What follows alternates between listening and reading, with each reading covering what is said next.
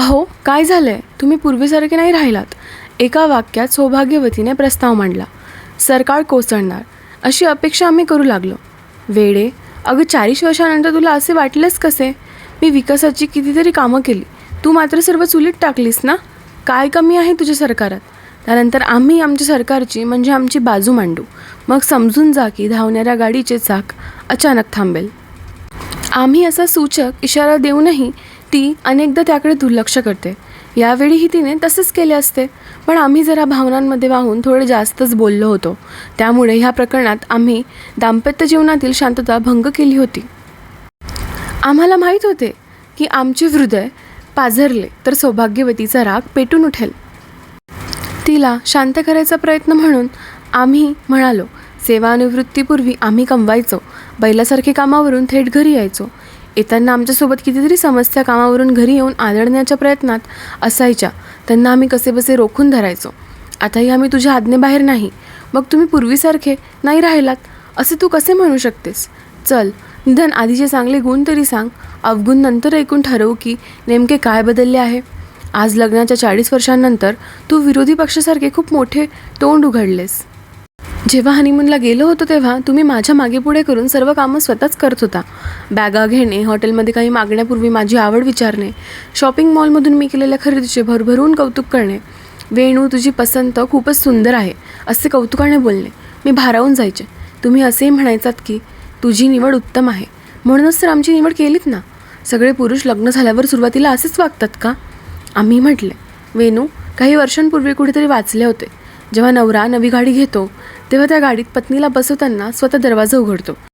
एकतर गाडी नवीन असेल किंवा बायको नवी नवरी असेल. आमच्या या विनोदाची छाप सौभाग्यवतीवर पडू शकली नाही. तिने लगेचच दुसरा प्रहार केला. अहो, लग्नानंतर सुरुवातीला तुमची परिस्थिती आपल्या राजासारखी होती. चांगले कपडे घालायची तुम्हाला माहिती नव्हती. साधी खाण्याची चव कळत नव्हती. मी फक्त खाण्याची चव म्हणाले, पिण्याची चव तर तुम्ही तुमच्या मित्रांसोबत सुरुवातीपासूनच चाखत होता. मी तुमच्या खाण्यापिण्याकडे लक्ष दिले नसते तर भोपळ्यासारखे फुगला असता. आम्हाला असे टोमणे मारण्याचा, आमची अवहेलना करण्याचा हा अर्धवार्षिक कार्यक्रम मागील काही दिवसांपासून तिमाहीच्या स्तरावर सेन्सेक्सप्रमाणे घसरत चालला आहे. आम्हाला आमची TRP सुधारण्याचा उपाय तेव्हा सुचतो जेव्हा आम्ही काहीतरी जबरदस्त लिहून ते अंकात छापून आणतो. उत्तरादाखल तेच सौभाग्यवतीला दाखवून आम्ही म्हणतो, बघ, आम्ही लिहिलेले छापून आले.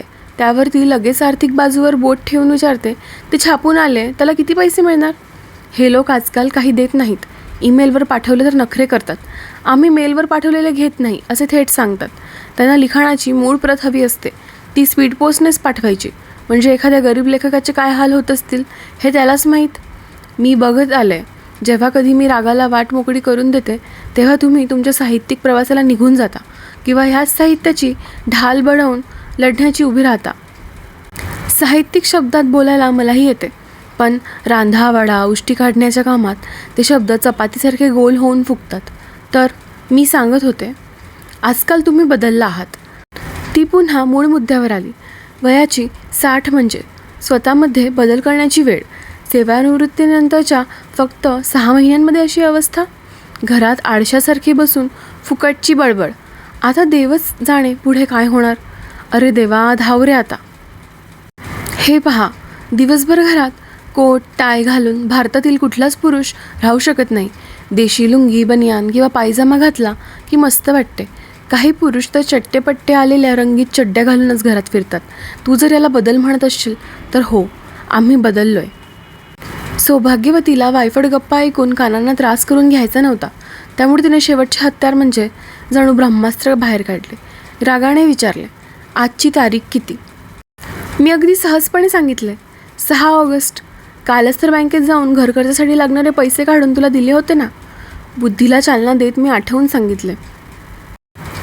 ती दात होट चावत रागाने म्हणाली, नुसतीच 6 ऑगस्ट? मग काल किती होती? मी निरागसपणे म्हटले, 1 दिवस आधी म्हणजे 5 ऑगस्ट असेल ना. 5 ऑगस्ट आठवतच माझे शब्द अडखळले. प्रिये, क्षमा कर. आम्हाला अगदी परवापर्यंत तुझा वाढदिवस व्यवस्थित लक्षात होता. आम्ही आराधना ज्वेलर्सकडे 1 तारखेलाच जाऊन तुझ्यासाठी नवीन डिझाईनचा हार बनवायला दिला आहे. हा तोच हार आहे जो आम्ही सेवानिवृत्त व्हायच्या आधी तू सतत त्या ज्वेलर्सच्या दुकानाबाहेर उभी राहून काचेतून बघायचीस. त्याचवेळी आम्ही स्वतःशीच निर्धार केला होता की सेवानिवृत्त झाल्यानंतरच्या तुझ्या पहिल्या वाढदिवसाला आम्ही तुला तोच हार भेट देऊ. सौभाग्यवतीचा निराश चेहऱ्यावर थोडासा आत्मविश्वास झळकला. ती आमच्या पाया पडण्यासाठी वाकली. आम्ही तिचा हात धरून तिला छानसे आलिंगन दिले. प्रेमाने विचारले, दर वाढदिवसाला आमच्या पाया पडतेस, मग काल काय झाले होते? जर पाया पडली असतीस तर आमच्या चटकन लक्षात आले असते. मला हे बघायचे होते की माझे विसरभोरे राम काय काय विसरू शकतात. त्यामुळेच मी मौन बाळगले होते. तुम्हाला आठवण व्हावी म्हणून बरेच प्रयत्न केले, पण तुम्ही तुमच्याच विश्वास हरवलेले असता. चला ज्वेलर्सकडे जाऊया, नाहीतर.